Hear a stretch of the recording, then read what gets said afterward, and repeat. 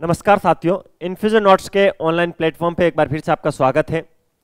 Daily के current affair के session में आज अपन 10 जनवरी 2025 का जो भी मोस्ट इंपोर्टेंट करंट अफेयर है उसको डिटेल एनालिसिस और स्टैटिस्टिक्स जीके के साथ इस वीडियो में कवर करने वाले हैं।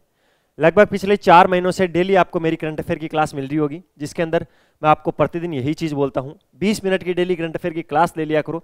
10 मिनट की इस क्लास की जो पीडीएफ आती है उसको कवर कर लिया करो। पीडीएफ बहुत इंपॉर्टेंट है, पीडीएफ भी फ्री ऑफ कॉस्ट है। अब तो आपको पता लग गया होगा पीडीएफ फ्री में कैसे मिलती है, क्या मिलती है। नहीं भी लगाओ तो इस क्लास के अंत में मैं आपको बता दूंगा, क्योंकि पीडीएफ के अंदर प्रत्येक क्वेश्चन के नीचे मैं जो डिटेल एनालिसिस यहाँ पर करवाता हूँ वो सिस्टमेटिक तरीके से लिखा हुआ मिल जाएगा, तो आप सीधा वहाँ से पढ़ लिया करो। इसके अलावा अपनी एक नई श्रृंखला थी, मैं आपको बोल रहा था आपको एप्लीकेशन डाउनलोड करना है, नहीं भी किया तो कोई बात नहीं। अब उसको उसकी जो क्लासेज हैं क्लासेज तो आपको यूट्यूब पर मिल जाएगी फ्री के अंदर। कहाँ पर मिलेगी? अपने इसी यूट्यूब चैनल पे एक प्लेलिस्ट सेक्शन है 500 पॉलिटी इंपॉर्टेंट क्वेश्चंस के नाम से।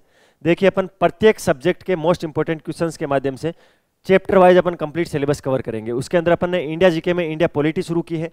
इंडिया पॉलिटी को अपन 500 क्वेश्चन के माध्यम से पूरा कवर करेंगे। जिस भी बच्चे ने ईमानदारी के साथ वो 500 क्वेश्चन देख लिए, फ्यूचर में वो कोई सा भी एग्जाम दे देगा तो पॉलिटी में उसमें से क्वेश्चन गलत नहीं होगा, क्योंकि 500 क्वेश्चन के आगे पॉलिटी में कुछ बचता ही नहीं है। प्रत्येक क्वेश्चन को डिटेल एनालिसिस के साथ में वहां पर कवर करवा रहा हूं। सर क्या ऐसा संभव है 500 क्वेश्चन के बाद इंडिया पॉलिटी पूरी खत्म हो जाएगी? तो एक बार आप जाके देख लेना, 2 क्लास मैंने अपलोड कर ली है। जो 2 क्लास कोई बच्चा सीरियस होकर देख लेगा तो उसका वहम उतर जाएगा कि 500 क्लास में होगा या नहीं होगा। ठीक है, तो आप क्लास जाके देख लेना, प्लेलिस्ट सेक्शन में या वीडियो सेक्शन में जाके आपको मिल ही जाऊंगा, आप इतना तो सर्च कर ही लोगे। आज की क्लास का पहला क्वेश्चन क्या है? 10 जनवरी का करंट अफेयर अपन पढ़ रहे हैं। उत्तर प्रदेश सरकार ने किस कंपनी के साथ एआई संचालित कृषि नेटवर्क के लिए समझौते ज्ञापन पर हस्ताक्षर किए हैं? यूपी सरकार और गूगल क्लाउड, इन दोनों ने एक समझौता किया है। इस समझौते के अंदर ये क्या करेंगे?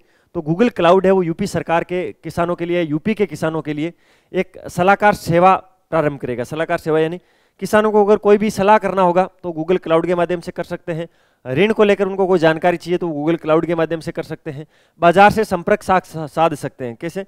बाजार के अंदर क्या रेट चल रहे हैं, अभी क्या रेट नहीं चल रहे, किसानों को लेकर क्या क्या नई योजनाएं चल रही हैं, वो सारी चीजें बाजार से संपर्क कर सकते हैं किसान। ठीक है, और ये जो पूरा मैटर होगा वो एआई संचालित होगा, आर्टिफिशियल इंटेलिजेंस से संचालित होगा। एक कृषि नेटवर्क है जो कौन तैयार करेगा? गूगल क्लाउड तैयार करेगा। किसके लिए? यूपी सरकार के लिए। इसके अंदर एक विशेष चीज और भी अपडेट की गई है, जिसके अंदर मौसम के अंदर के जो वास्तविक समय के अंदर सूक्ष्म जलवायु को लेकर जो डाटा है वो भी इसके अंदर अपलोड किए जाएंगे। इन्हें जलवायु के बारे में भी किसान जानकारी ले सकते हैं। और ये नेटवर्क होगा वो खुला नेटवर्क होगा, जिसके अंदर कोई अगर अपनी जानकारी देना चाहता है तो वहाँ जानकारी दे भी सकता है। तो आपको ध्यान रखना है, अगर कोई आपका सवाल है तो आप वहाँ सवाल कर दो, उसका समाधान आपको वहाँ पर मिल जाएगा। कौन तैयार कर रहा है? गूगल क्लाउड तैयार कर रहा है। किसके लिए? यूपी सरकार के लिए। तो आपको ये चीज़ें ध्यान रखनी है। पहले क्वेश्चन का आंसर होगा ऑप्शन नंबर 2। जो जो चीज़ें मैंने बोली है वो सिस्टमेटिक तरीके से पीडीएफ में लिखी हुई मिल जाएगी। अगले क्वेश्चन पे चलते हैं। ओहियो ने किस महीने को हिंदू विरासत माह के रूप में घोषित किया है? सबसे पहले सर ये ओहियो क्या है ये समझो हमें। तो ओहियो मैं बताता हूं भाई क्या है। ये जो संयुक्त राज्य अमेरिका है ना, उसके मध्य पश्चिम का एक क्षेत्र है, एक राज्य है। ठीक है, किसका? संयुक्त राज्य अमेरिका के। कहां पर? मध्य पश्चिम के अंदर जब आप जाओगे तो वहां पर एक राज्य है, नाम है राज्य का ओहियो। ठीक है, ओहियो की राजधानी कौन सी है? कोलंबस इसकी राजधानी है।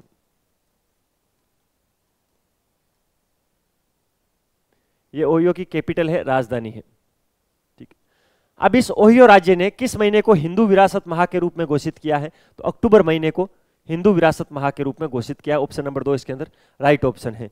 अब आप चीजें समझ गए होंगे ये ओहियो क्या है और अक्टूबर महीना इसका राइट ऑप्शन है। ठीक है, ओहियो के वर्तमान में गवर्नर है माइक डेविन। कौन है? माइक डेविन गवर्नर है। आप ये लिख लो, माइक ही लिखवा दूं या पूरा माइक डेविन लिखवाऊं? चलो माइक डेविन पूरा लिख लो, माइक डेविन। ये क्या है? ये गवर्नर है,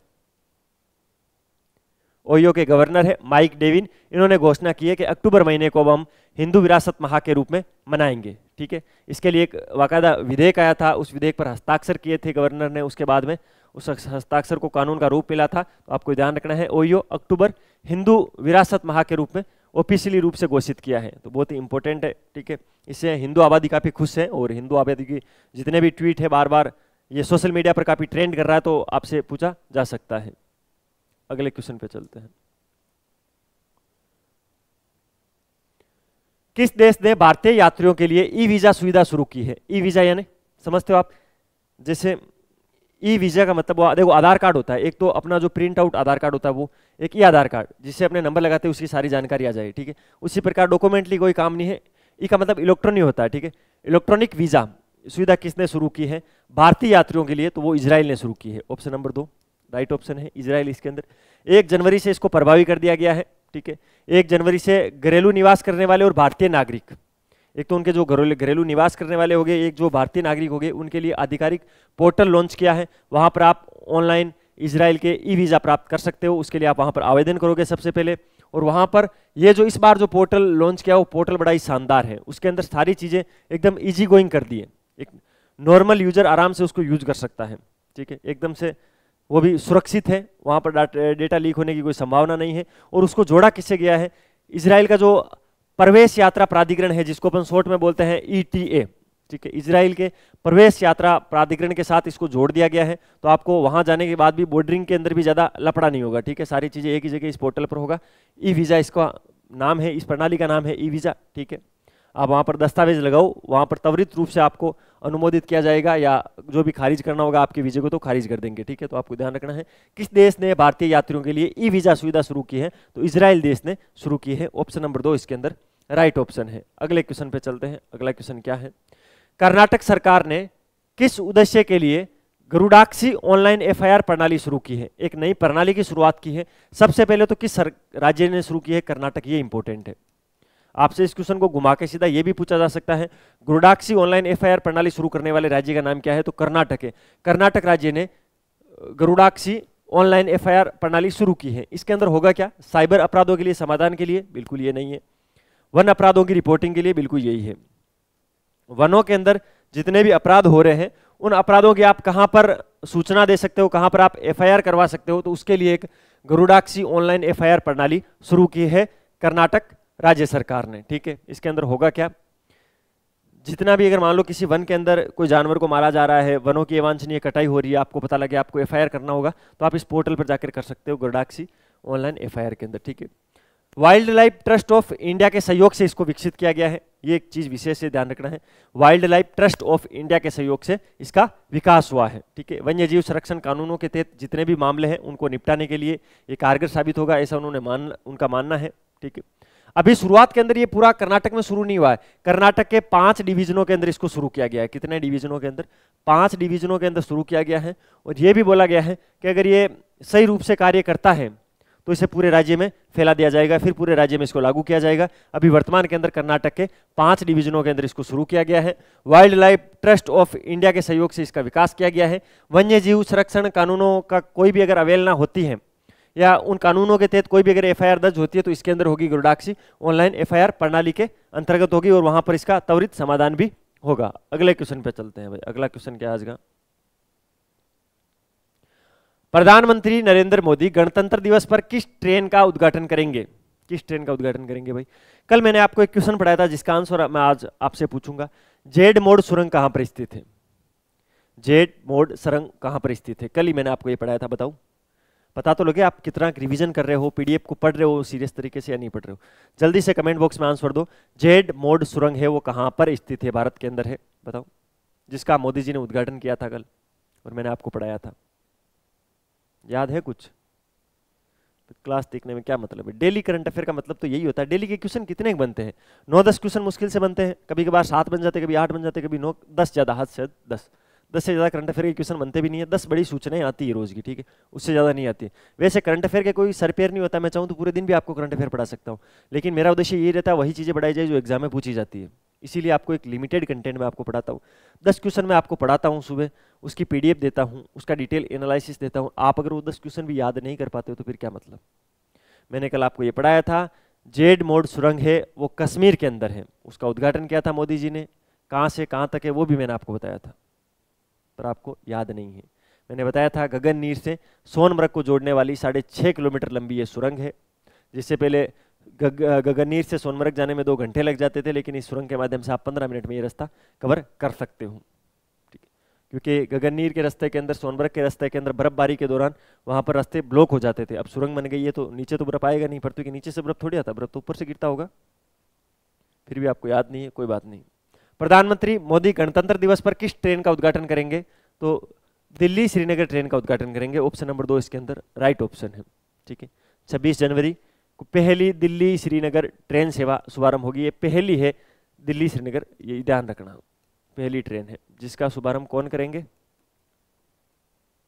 मोदी जी करेंगे। कब करेंगे? गणतंत्रता दिवस यानी 26 जनवरी को करेंगे। इसके अंदर जो गगननीर और सोनमर्ग से जोड़ने वाली जो जेड मोड सुरंग मैंने बताई थी ना, उसका उद्घाटन भी शामिल है और ये भी शामिल है।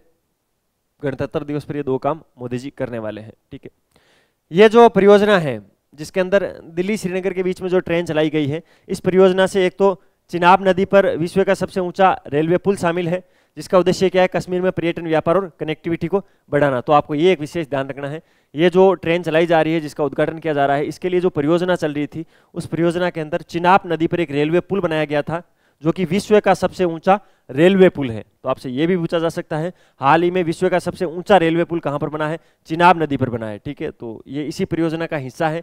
दिल्ली श्रीनगर ट्रेन है, गणतंत्रता दिवस है, मोदी जी इसका उद्घाटन करेंगे और इसके साथ में गगननीर को सोनमर्ग से जोड़ने वाली जेड मोड सुरंग भी इसके अंदर शामिल है इस उद्घाटन समारोह के अंदर। ठीक है, तो ये सारी चीजें आपको ध्यान रखनी है। और बार बार मैं एक नदी का नाम आपको बोल रहा हूँ, चेनाब नदी, आप याद रखना है। विश्व का सबसे ऊंचा रेलवे पुल किस नदी पर बना हुआ है? तो एक नया स्टैटिक्स जीके का क्वेश्चन है जो लंबे टाइम तक आपको पढ़ना है, चेनाब नदी पर है। अगले क्वेश्चन पे चलते हैं।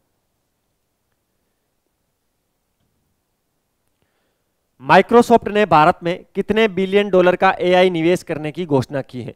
माइक्रोसॉफ्ट कंपनी आप जानते हो, उसने भारत के अंदर कितने बिलियन डॉलर का एआई निवेश करने की घोषणा की है? एआई यानी आर्टिफिशियल इंटेलिजेंस के क्षेत्र में निवेश करेगी माइक्रोसॉफ्ट भारत के अंदर। अब कितने रुपए करेगी वो इस क्वेश्चन के अंदर पूछा गया है और वो 3 बिलियन डॉलर है। 3 बिलियन डॉलर रुपए है माइक्रोसॉफ्ट भारत के अंदर निवेश करेगी एआई के क्षेत्र के अंदर, आर्टिफिशियल इंटेलिजेंस के क्षेत्र के अंदर। ठीक है, तो ये आपको ध्यान रखना है।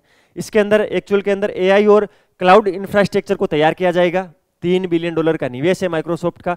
उद्देश्य क्या है? जो भी नवाचार हो रहे हैं उनके अंदर और तेजी लाना और जो मोदी जी का 2047 का विजन है उसको पूरा करना।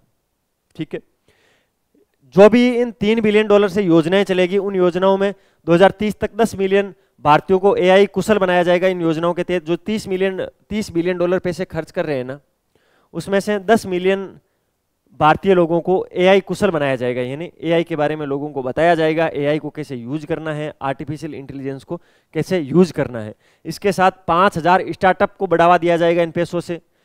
डेटा सेंटर जो भी बने हुए हैं एआई के, उनके अंदर वृद्धि की जाएगी। ठीक है, तो ये सारी चीज की जाएगी 3 बिलियन डॉलर से। डेटा सेंटरों में वृद्धि, लोगों को एआई का प्रशिक्षण दिया जाएगा। कितने भारतीयों को? 10 मिलियन भारतीयों को। 5000 नए स्टार्टअप को वृद्धि मिलेगी और इसके अंदर कौन? माइक्रोसॉफ्ट ये पैसे लगा रहा है भारत के अंदर, जिससे जो मोदी जी का 2047 का विजन है उसके अंदर सफलता मिलेगी। अगले क्वेश्चन पे चलते हैं। विश्व हिंदी दिवस कब मनाया जाता है? तो भाई आज है विश्व हिंदी दिवस। तो सबसे पहले तो आपको हिंदी दिवस की हार्दिक शुभकामनाएं। प्रतिवर्ष अपन 10 जनवरी को विश्व हिंदी दिवस मनाते हैं। राइट ऑप्शन होगा ऑप्शन नंबर 4। सर हर महीने आप क्या करते हो? हमें डेली के डेली होने वाले दिवस पढ़ाते हो, लेकिन आजकल तो पिछले कुछ दिनों से तो आपने गायब ही कर दिया। 2025 में तो आपने एक भी दिवस नहीं पढ़ाया। अब मैं ऐसा आपके लिए टारगेट लेके आया हूँ जिसके अंदर अपन क्या करेंगे, महीने के हर 10 दिन बाद, कितने? हर 10 दिन बाद में पिछले 10 दिनों में कौन कौन से दिवस थे वो एक साथ अपन कवर कर लेंगे, क्योंकि उनमें से ज़्यादातर चीज़ें वही पूछी जाती है, रटी रटाई चीज़ें हैं। देखो 1 जनवरी को क्या मनाते हैं? न्यू ईयर मनाते हैं। सर हैप्पी न्यू ईयर मनाते हैं, पार्टी करते हैं? नहीं, एग्जाम में ये नहीं पूछा जाएगा न्यू ईयर कब मनाते हैं, सबको पता है 1 जनवरी को मनाते हैं। 1 जनवरी को वैश्विक परिवार दिवस मनाते हैं। क्या मनाते हैं? वैश्विक परिवार दिवस प्रतिवर्ष 1 जनवरी को मनाते हैं। 2 जनवरी को क्या मनाते हैं? विश्व अंतर्मुखी दिवस। 2 जनवरी विश्व अंतर्मुखी दिवस, 1 जनवरी वैश्विक परिवार दिवस मनाया जाता है। 3 जनवरी को कोई दिवस नहीं है, छुट्टी पर है अपन। 4 जनवरी को विश्व ब्रेल दिवस मनाया जाता है और विश्व ब्रेल दिवस बहुत ही इंपॉर्टेंट है। विश्व ब्रेल दिवस क्यों मनाया जाता है? ब्रेल एक लिपि होती है, लुई ब्रेल की जयंती पर इसको मनाया जाता है। लुई ब्रेल कौन थे? जिन्होंने ब्रेल लिपि का आविष्कार किया था। ब्रेल लिपि क्या होती है? जो अंधे लोग होते हैं उनके लिए बनी हुई लिपि होती है, जिनके अंदर वो लोग उस लिपि को छूकर पढ़ते हैं। क्या करते हैं? छूकर पढ़ते हैं। जैसे देवनागरी लिपि है, उससे क्या है, वो हिंदी की एक लिपि है देवनागरी लिपि। उसी प्रकार ब्रेल एक लिपि है जिसे अंधे लोग छूकर पढ़ते हैं। उसके अंदर 6 डॉट बने होते हैं, उन 6 डॉटों को छूते हैं और वो जो डॉट होते हैं उनको ऊपर नीचे करके आगे अलग अलग शब्द बनाए जाते हैं। तो ब्रेल लिपि है इस प्रकार की। ठीक है, इसीलिए अपन विश्व ब्रेल दिवस मनाते हैं 4 जनवरी को। 5 जनवरी को राष्ट्रीय पक्षी दिवस मनाते हैं, मैंने आपको पढ़ाया था। 6 जनवरी को बहुत ही इंपॉर्टेंट दिवस मनाते हैं, विश्व युद्ध अनाथ दिवस। ठीक है, विश्व के अंदर जितने भी युद्ध हुए हैं उनके अंदर जो भी अनाथ बच्चे हैं उनको अपने माता पिता को श्रद्धांजलि देने के लिए, अनाथ बच्चों के प्रति सिंपैथी करने के लिए अपन क्या मनाते हैं, विश्व युद्ध अनाथ दिवस मनाते हैं 6 जनवरी को। 7 जनवरी को वापस छुट्टी, अपनी कोई दिवस नहीं मनाते हैं। 8 जनवरी को पृथ्वी परिभ्रमण दिवस मनाते हैं। ठीक है, पृथ्वी परिक्रमण करती है, पृथ्वी परिभ्रमण करती है। अब आप में परिक्रमण और परिभ्रमण के अंदर आप कौन कौन कंफ्यूज हो मुझे कमेंट बॉक्स में बताना। ठीक है, विश्व पृथ्वी परिभ्रमण दिवस का मनाया जाता है 8 जनवरी को। 9 जनवरी थी कल मैंने आपको बताया था एक दिवस के बारे में, प्रवासी भारतीय दिवस कब मनाया जाता है, 9 जनवरी को मनाया जाता है। आज क्या है, 10 जनवरी, तो आज कौन सा दिवस है, विश्व हिंदी दिवस है। तो 10 दिन तक ये अलग अलग दिवस थे, जिसमें 1 जनवरी विश्व पारिवारिक दिवस, 2 जनवरी विश्व अंतर्मुखी दिवस, 4 जनवरी विश्व ब्रेल दिवस, 5 जनवरी राष्ट्रीय पक्षी दिवस, 6 जनवरी विश्व युद्ध अनाथ दिवस, 7 जनवरी को छुट्टी, 8 जनवरी पृथ्वी परिभ्रमण दिवस, 9 जनवरी प्रवासी भारतीय दिवस, और आज है 10 जनवरी, आज है विश्व हिंदी दिवस। तो ये 10 दिवस आपको याद करने हैं। अब 20 तारीख को वापस 10 दिवस और पढ़ाऊंगा और इन 20 दिवसों का रिवीजन करवा दूंगा। 2025 के अंदर 365 दिन में जितने भी दिवस आते हैं वो कंठस्थ आपको याद होने चाहिए। ठीक है, और रेगुलर क्लास लिया करो। ये था भाई 10 जनवरी 2025 का करंट अफेयर, जिसको मैंने डिटेल एनालिसिस और स्टैटिक्स जीके के साथ कवर करवाने की कोशिश की।